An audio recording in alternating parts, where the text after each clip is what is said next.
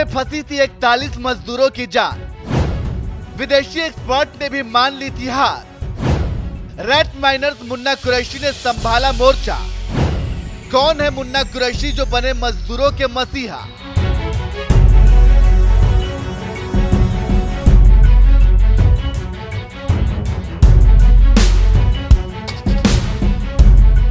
जब तक तोड़ेगा नहीं तब तक छोड़ेगा नहीं। पहाड़ काट कर रास्ता बनाने वाले माउंटेन मैन दशरथ मांझी की यह बात एक बार फिर याद आ गई, जब उत्तरकाशी में हुए सुरंग हादसे के दौरान 41 मजदूर जिंदा कब्र में फंस गए थे। 12 नवंबर को जब लोग दिवाली मना रहे थे, उसी दिन सुबह सुबह एक हादसे में ये मजदूर सुरंग में फंस गए और 28 नवंबर तक यानी कुल 17 दिनों तक वो इसी सुरंग में फंसे रहे। इस दौरान उन्हें बाहर निकालने की खूब कोशिश हुई। खुद पीएम मोदी के टॉप लेवल के अधिकारी से लेकर मंत्री तक मौके पर मौजूद थे। एनडीआरएफ भी मोर्चा संभाले हुआ था, यहां तक कि विदेशों से टनल एक्सपर्ट भी बुलाए गए थे। लेकिन जब रेस्क्यू के दौरान सुरंग खोदने वाले ऑगर मशीन टूटी तो यही विदेशी एक्सपर्ट कहने लगे कि 25 दिसंबर तक ही मजदूर बाहर आ सकेंगे, जिससे देश की उम्मीदें टूटने लगी थी कि तभी दिल्ली के रैट माइनर्स को रेस्क्यू के लिए बुलाया गया, जिन्हें 10 से 12 मीटर की सुरंग बनाकर रेस्क्यू करना था। ये वो टीम थी जिनके एक एक सदस्य को सुरंग बनाने में महारत हासिल होती है। इसी टीम में शामिल एक नाम था मुन्ना कुरैशी का, जो बुधवार को शाम 7 बजे सुरंग के अंदर पहुंचने वाले पहले शख्स थे। ट्रेंचलेस इंजीनियरिंग सर्विसेज कंपनी के लिए दिल्ली के सीवर और पानी के पाइपों को साफ करने का काम करते हैं। बचे हुए 12 मीटर से मलबा हटाने के लिए इन्हें सोमवार को सिलक्यारा लाया गया था। मीडिया रिपोर्ट के मुताबिक रेस्क्यू में बड़ी भूमिका निभाने वाले मुन्ना कुरैशी ने बताया, मैंने सोमवार को शाम 7 बजे मलबा हटाने का काम शुरू किया और मंगलवार की शाम को आखिरी चट्टान हटाई। तब जाकर फंसे हुए 41 मजदूरों को देखा तो उन्होंने मुझे गले लगा लिया, तालियां बजाई और बहुत बहुत धन्यवाद दिया। मैं अपनी खुशी जाहिर नहीं कर सकता, मैंने अपने साथी मजदूरों के लिए यह काम किया है। जितना सम्मान उन लोगों ने मुझे दिया, मैं उसे कभी नहीं भुला सकता। मुन्ना कुरैशी जब मजदूरों से मिले तो वो इतने खुश थे कि उन्होंने पहले तो मुन्ना कुरैशी को एक चॉकलेट दी और फिर उन्हें भगवान का दर्जा भी देना चाहा, जिस पर मुन्ना कुरैशी ने क्या कहा जरा सुनिए। जब तुम अंदर गए तो तुमने क्या क्या काम किए? मैं टीम का लीडर हूँ और मेरे वकील हसन मेरे पार्टनर हैं। और जब ये लड़के मेरे 4 अंदर गए तो उन्होंने लड़कों ने जो अंदर 41 थे उन्होंने मेरे को बुलाया, बोल रहे मुन्ना भाई को बुलाओ। मैं उनके पास गया, उन्होंने मेरे को बहुत प्यार करा, बहुत सम्मान दिया और मेरे को एक चॉकलेट दी और मेरे से बोलने लगे आपको क्या चाहिए, हमारी जान चाहिए या प्यार, पैसा चाहिए या भगवान का ओहदा चाहिए? मैंने उनसे कहा मुझे आपका प्यार चाहिए, मुझे कुछ नहीं चाहिए, आप मेरे साथ चलो, मुझे यही सब कुछ मिल गया। रैट माइनर्स के ग्रुप को लीड करने वाले 29 साल के मुन्ना कुरैशी दिल्ली के राजीव नगर इलाके में रहते हैं। उनकी कंपनी सीवर और पानी लाइनों को साफ करने का काम करती है। इस काम में मुन्ना कुरैशी की टीम एक्सपर्ट मानी जाती है। सोमवार को ही उनकी टीम को रेस्क्यू अभियान में लाया गया था और मंगलवार को ही उनकी टीम ने रेस्क्यू अभियान को सफलता के साथ हासिल किया। मुन्ना कुरैशी के अलावा वकील खान भी इस अभियान में जोर शोर से लगे हुए थे। मजदूर के बाहर आने के बाद उन्होंने बताया, हमने 18 मीटर तक एक पाइप डाला। जब हमने उन्हें देखा और उन्होंने हमें देखा तो यह एक भावनात्मक एहसास था। जिस मकसद से हम आए थे वो पूरा हुआ। सभी मजदूर बिना किसी खरोंच के सुरंग से बाहर आ गए। कितने मीटर अंदर डिग किया? सर हमने 18 मीटर अंदर तक पाइप डाला है। ये जो हमें 15 मीटर डालना था, बट ये जब दूसरी तरफ शो नहीं हुआ, पाइप निकला नहीं, उसके ऊपर मलबा था, तो हमने उसे 18 मीटर के करीब इसमें एक पाइप जोड़ के और डिग किया जी। तो आपकी टीम में कितने सदस्य हैं, कितने कैसे करके अंदर गए? सर मैं और मुन्ना पार्टनर हैं और बाकी 10 लड़के काम करने वाले वर्कर हैं। और ये लड़के सब जैसे हमें टारगेट दिया हुआ था, पाइप जैसे 900 का डाया था, 900 के अंदर 800 का डाया डाला हुआ था सर।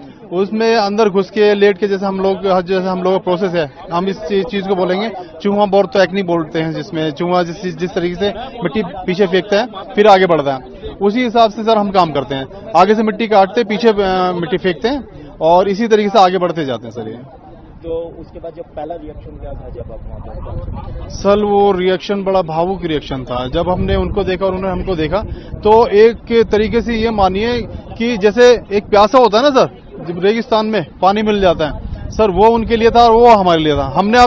हम इस वजह से सर हमने जो कमिटमेंट किया और जो हमें जिस मकसद से आए वो मकसद हमारा पूरा हुआ हमारी लाइफ का। और उन्हें मकसद इस चीज का जो आज छोड़ चुके थे कि भाई हम आज निकलें, कल निकलें या निकल भी पाएंगे नहीं निकल पाएंगे, वे फ्री बिना खरोच के वहां से आराम से मतलब निकल गए। आपको बता दें कि रैट होल माइनिंग खदानों के सकरे रास्तों से कोयला निकालने की एक काफी पुरानी तकनीक है और मेघालय में इसका ज्यादा चलन रहा है। रैट होल का मतलब है जमीन के अंदर सकरे रास्ते खोदना जिनमें एक व्यक्ति जाकर कोयला निकाल सके। इसका नाम चूहों द्वारा सकरे बिल बनाने से मेल खाने की वजह से ही रैट होल माइनिंग पड़ा है। हालांकि ये एक अवैध तकनीक है जिस पर नेशनल ग्रीन ट्रिब्यूनल ने साल 2014 में रोक लगा दी थी, लेकिन आज इसी तकनीक की वजह से सुरंग में फंसे मजदूरों को बाहर निकाला गया। इतना ही नहीं, उत्तराखंड की सरकार ने रैट माइनर्स के एक सदस्य को 50-50 हजार रुपए इनाम देने का भी ऐलान कर दिया है। बहरहाल मुन्ना कुरैशी जैसे रैट माइनर्स के बारे में आपका क्या कहना है? अपनी राय हमें कमेंट कर जरूर बताएं। साथ ही इस अभियान में जुटे और भी लोगों ने क्या कुछ कहा, आइए आपको सुनाते हैं। जैसे मैं अंदर टनल के अंदर प्रवेश हुआ तो सबसे पहले मैंने उनको पूछा कि आप लोग कैसे हैं, पैनिक न हो, हम एनडीआरएफ की टीम पहुंच चुकी है आपकी सहायता के लिए। तो वो बहुत ज़्यादा खुश थे, कुशल मंगल थे कि एनडीआरएफ की टीम पहुंच चुकी है, हमें पूरी उम्मीद है कि हमें एक एक करके बाहर निकालेंगे। लेकिन सर, जब आपने उनसे बातचीत शुरू की तो किसने सबसे पहले इच्छा जताई कि हम सबसे पहले बाहर निकलें? सबसे पहले उन्होंने एक प्लानिंग मूव बना रखा था, उस हिसाब से वो बाहर निकाल रहे थे। दूसरा सर, ये बताइए कि एसडीआरएफ और एनडीआरएफ ये दो बचाव अभियान में जुड़ी टीम थी जो उन तक भोजन, दवाई, ताकि उनका मानसिक संतुलन और स्वास्थ्य बेहतर बना रहे, ये कितना चुनौतीपूर्ण था आप लोगों के लिए पिछले 17 दिनों से? हमारे लिए काफ़ी चुनौतीपूर्ण था, क्योंकि उसमें जो ऊपर वाला जो पाइप डाला था उसके जरिए उनके लिए भोजन भेजा जा रहा था, वो काफ़ी डिफिकल्ट था। लेकिन बातचीत भी आप लोग करते थे, वो उनका मानसिक संतुलन बना रहे, कैसे कैसे गाइड करते थे?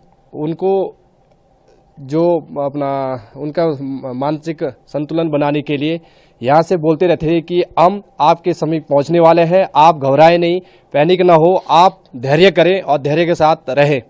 आपने कई रेस्क्यू ऑपरेशन किए होंगे सर, ये कितना अलग था, कितना चैलेंजिंग था आप लोगों के लिए? ये सर हमारे लिए बहुत चैलेंजिंग था। ऐसे हम इससे पहले हमने काफ़ी माउंटेनिंग और अपना फ्लड रेस्क्यू ये और सीबीआरएन, इसके उपरांत हमें जो ये अपना टनल का जो रेस्क्यू था, ये पहला ही एक अनुभव मिला, हमें बहुत ही लाजवाब का अनुभव मिला और कुछ बहुत सारा हमको सीखने को मिला। अब आप लोग अपना बैग सैग पैक कर रहे हैं, अपने अपने घर को जाएंगे या जहां ड्यूटी होगी जाएंगे, लेकिन आप भी इन सब चीज़ों को मिस करेंगे और आप लोगों को भी सभी लोग मिस करेगा, क्योंकि एनडीआरएफ अपने इस रंगीले ड्रेस में, वर्दी में अक्सर रोज लोगों को दिखती थी, जो मॉक ड्रिल वगैरह करती रहती थी।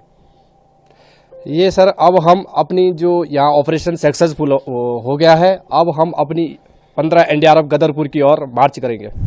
एनडीआरएफ, ये बताइए, एक तरफ 41 लोगों की जान आप लोगों ने बचाई और आज ही के दिन आपका जो है जन्म दिवस है, बर्थडे है और आप सभी लोग सेलिब्रेट कर रहे हैं। सबसे पहले तो मैं सभी को बधाई देना चाहता हूं कि 41 के 41 क्रमिक वर्कर्स सेफली बाहर आए, ठीक है। और ये दिन मेरे लिए एक और भी यादगार के तौर पे होगा कि मैं जब भी ये बर्थडे मनाऊंगा तो ये सीन मेरे को याद आएगा कि हमने ये लास्ट 15 डेज से ये रेस्क्यू को अंजाम दिया, हमारी टीम ने अंजाम दिया और ये सकुशल हुए। आज आप